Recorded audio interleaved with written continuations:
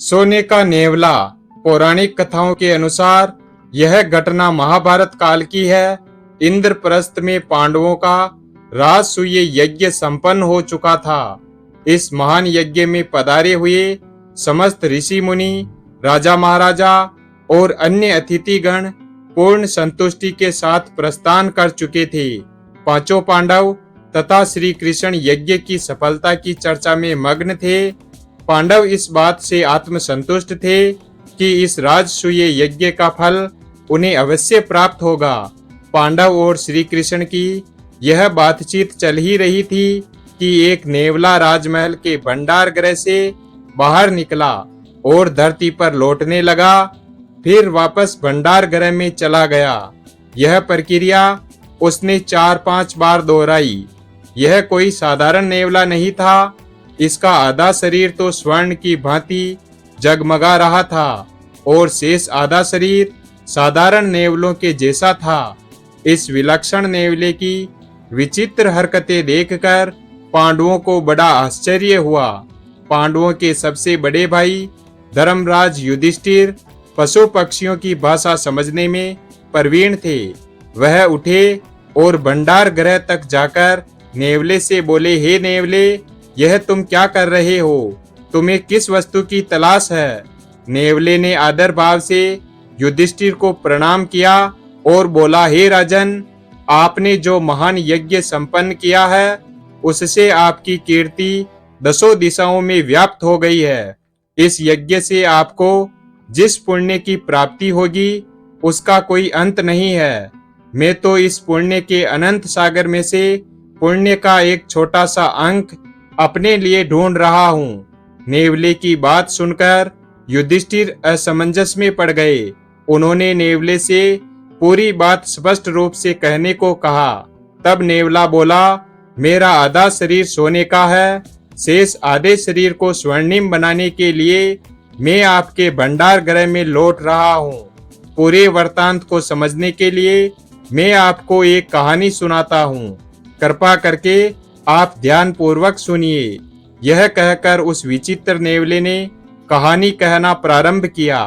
बहुत सालों पहले राज्य में भयानक अकाल पड़ा। लोग भूख और प्यास के मारे प्राण त्यागने लगे। चारों ओर त्राही त्राही मची हुई थी। उस समय एक गांव में 4 सदस्यों का एक परिवार रहता था। परिवार का मुखिया, उसकी पत्नी, उसका पुत्र तथा पुत्रवधू बेचारे अत्यंत दीनहीन थे। अकाल के कारण उस परिवार में आए दिन भूखों मरने की नौबत आने लगी। एक बार मुखिया और उसके बेटे को कई दिनों तक कोई काम नहीं मिला। घर में खाने को कुछ नहीं था। पूरा परिवार कई दिनों से भूखा था। परिवार के मुखिया से अपने परिवार को भूख से तड़पता नहीं देखा गया। वह भोजन की तलाश में घर से निकला। काफी प्रयत्नों के बाद उसे थोड़ा सा आटे का चोकर प्राप्त हो सका। वह उसे लेकर अपने घर आया। मुखिया की पत्नी ने उस चोकर की 4 रोटियां बनाई। परिवार के प्रत्येक सदस्य को एक एक रोटी मिली। वह सब मिलकर रोटी खाने बैठे ही थे कि उन्हें घर के द्वार पर एक व्यक्ति दिखाई दिया। वह भूख के कारण बिलबिला रहा था। मुखिया आदर पूर्वक उसे घर में लाया। उस व्यक्ति ने बताया कि वह कई दिनों से भूखा है। मुखिया उसकी बात सुनकर सोच में पड़ गया। उसकी आंखों के आगे अपने तथा अपने परिवार की कई दिनों की भूख के करुण दृश्य उभर आए। वह स्वयं भूखा था। उसके मन में अंतर्द्वंद चलने लगा। अंत में उसने स्वयं भूखा रहकर घर आए मेहमान को भोजन कराना अपना धर्म समझा। यह सोचकर उसने अपने हिस्से की रोटी उस व्यक्ति को दे दी। वास्तव में वह व्यक्ति बहुत भूखा था। वह तुरंत उस रोटी को खा गया और वह फिर गिड़गिड़ाने लगा, आपने बहुत दया करके मुझे रोटी दी, लेकिन इसे खाकर मेरी भूख और बढ़ गई है। कृपा करके मुझे एक रोटी और दे दीजिए। इस प्रकार मुखिया की पत्नी, पुत्र तथा पुत्रवधू के हिस्से की रोटियां भी मुखिया ने इस व्यक्ति को दे दी। वह व्यक्ति चारों रोटियां खाकर तृप्त भाव से मुखिया के परिवार को आशीर्वाद देता हुआ चला गया। इधर भूख के कारण परिवार के मुखिया और अन्य सदस्यों की हालत बिगड़ने लगी। अंत में उन चारों ने एक एक करके भूख से तड़पते हुए अपने प्राण त्याग दिए। नेवले ने कुछ देर रुककर आगे कहना शुरू किया। उस समय में स्वयं भी भूख के कारण अत्यंत व्याकुल हो रहा था तथा भोजन की तलाश में घूमता हुआ उस घर में जा पहुंचा। वहां चारों प्राणी मृत पड़े हुए थे। भोजन ढूंढता हुआ मैं उस घर के चूल्हे तक जा पहुंचा। वहां कुछ नहीं मिला तो थकान के मारे मैं वहीं सो गया। कुछ देर बाद जब मेरी नींद खुली और मैं चलने को हुआ तो मैं यह देखकर आश्चर्यचकित रह गया कि मेरा आधा शरीर सोने का हो गया था। मैं समझ नहीं पा रहा था कि यह सब कैसे हो गया। मैं एक पहुंचे हुए ऋषि के पास पहुंचा और उन्हें सारा वृतांत सुनाकर यह जानने की जिज्ञासा प्रकट की कि मेरे शरीर का आधा भाग सोने का कैसे हो गया। ऋषि अपने ज्ञान के बल पर पूरी घटना जान गए थे।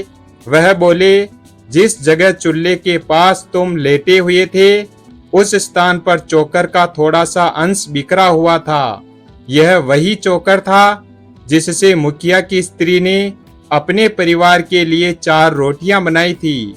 वह चमत्कारिक चोकर तुम्हारे शरीर के जिस जिस भाग पर लगा वह भाग स्वर्णिम हो गया है। इस पर मैंने ऋषि से प्रश्न किया, महात्मा कृपया मेरे शरीर के शेष भाग को भी सोने का बनाने हेतु कोई उपाय बताइए। ऋषि ने कहा, उस परिवार तथा उसके मुखिया ने धर्म और मानवता के लिए अपने प्राणों का बलिदान दिया है। वह लोग स्वयं भूखे रहे किंतु घर आए अतिथि का सत्कार किया। यही कारण है कि उसके बचे हुए अन्न में इतना प्रभाव उत्पन्न हो गया था कि उसके स्पर्श मात्र से तुम्हारा आधा शरीर सोने का हो गया। भविष्य में यदि कोई व्यक्ति उस परिवार की भांति ही धर्म और पूर्ण करेगा तो उसके बचे हुए अन्न के प्रभाव से तुम्हारा शेष शरीर भी स्वर्णिम हो जाएगा। यह कहानी सुनकर नेवले ने धर्मराज युधिष्ठिर को संबोधित करते हुए कहा, हे राजन, जब मैंने आपके विराट राजसूय यज्ञ के बारे में सुना तो सोचा आपने इस यज्ञ में अपार संपदा निर्धनों को दान की है और लाखों भूखों को भोजन कराया है। इसलिए आपने जो बहुत सारा पुण्य कमाया है उसके प्रताप से मेरा शेष आधा शरीर भी सोने का हो जाए।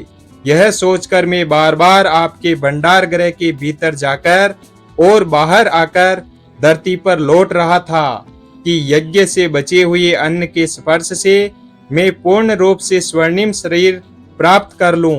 किंतु राजन, मेरा शरीर तो पहले के भांति ही है। इतना कहकर नेवला मौन हो गया। युधिष्ठिर ने संक्षेप में पूरा वृतांत अपने भाइयों को बताया। सभी पांडव विचार करने लगे कि क्या हमारे इस विराट यज्ञ का पुण्य इतना भी नहीं है कि यह नेवला अपने शेष आधे शरीर को सोने का बना सके। क्या उस परिवार का पुण्य हमारी रीति अनुकूल विशाल यज्ञ से भी अधिक है। श्री कृष्ण ने पांडवों को जब इस प्रकार चिंता मग्न देखा तो वह बोले, बंधुओं, यह सत्य है कि आपका यज्ञ अपने में अद्वितीय था, जिसमें आप लोगों ने निर्धनों को जी खोल कर दान दिया और असंख्य भूखे व्यक्तियों की भूख शांत की। किंतु निसंदेह उस परिवार का दान आपके यज्ञ से बहुत बड़ा था, क्योंकि उन लोगों ने उस स्थिति में दान दिया जब उनके पास कुछ नहीं था। अपने प्राणों को संकट में डालकर भी उस परिवार ने अपने पास उपलब्ध समस्त सामग्री उस अज्ञात अतिथि की सेवा में अर्पित कर दी। तुम्हारे पास बहुत कुछ होते हुए भी तुमने उसमें से कुछ ही भाग दान किया, इसलिए तुम्हारा दान उस परिवार के अमूल्य दान की तुलना में बहुत कम है। श्री कृष्ण की बात सुनकर सभी पांडव उस परिवार के प्रति श्रद्धा से नतमस्तक हो गए। वीडियो अगर पसंद आया हो तो वीडियो को लाइक और हमारे चैनल शिव भक्त को सब्सक्राइब करें और अपने दोस्तों के साथ शेयर करें। धन्यवाद।